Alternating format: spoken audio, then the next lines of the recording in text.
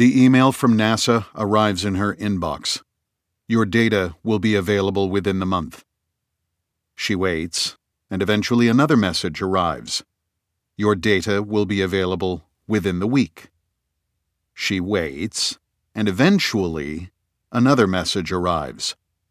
Your data will arrive Sunday. On Sunday, however, Rebecca Larson will be flying to Seattle for the January 2023 semi-annual meeting of the American Astronomical Society. Maybe the data will arrive before her plane takes off? No such luck. Maybe while she's in the air? No. Maybe during her layover in Denver? Yes, but it's raw data.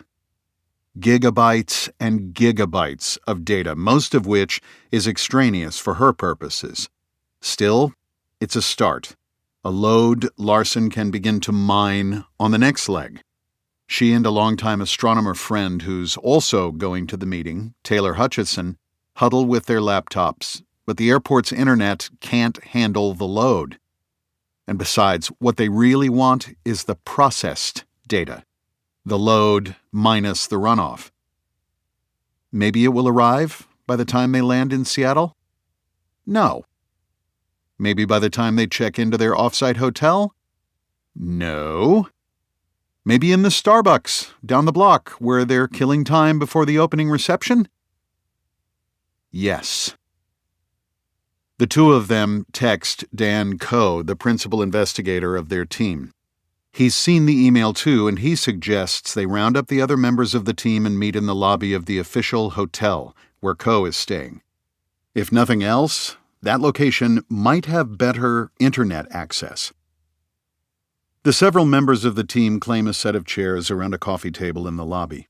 They had targeted a galaxy dating back to maybe 400 million years after the Big Bang, in an attempt to demonstrate that the new telescope's instruments are capable of detecting the lines corresponding to emissions, the chemical composition of a galaxy, even at that distance across space and time. Coe delivers the bad news.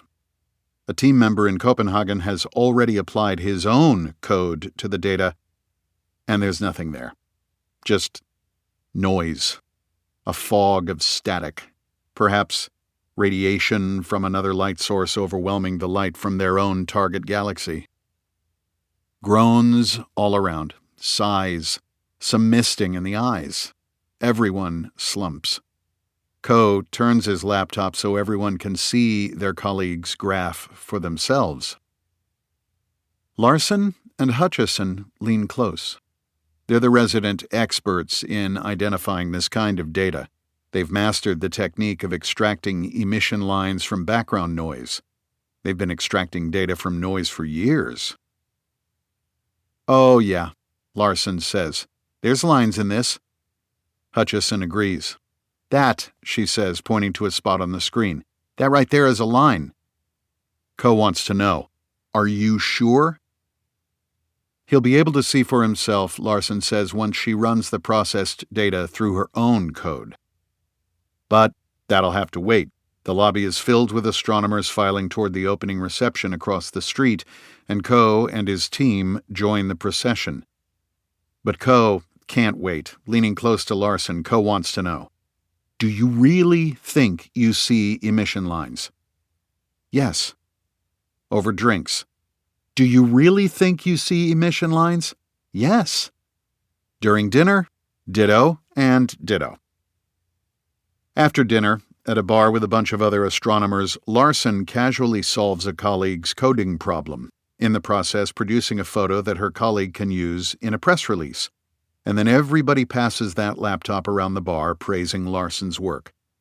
But Larson has coding problems of her own to try to solve, so she heads back to her hotel, goes to her room, and climbs into bed. She hasn't slept in 18 hours. She turns out the light and closes her eyes.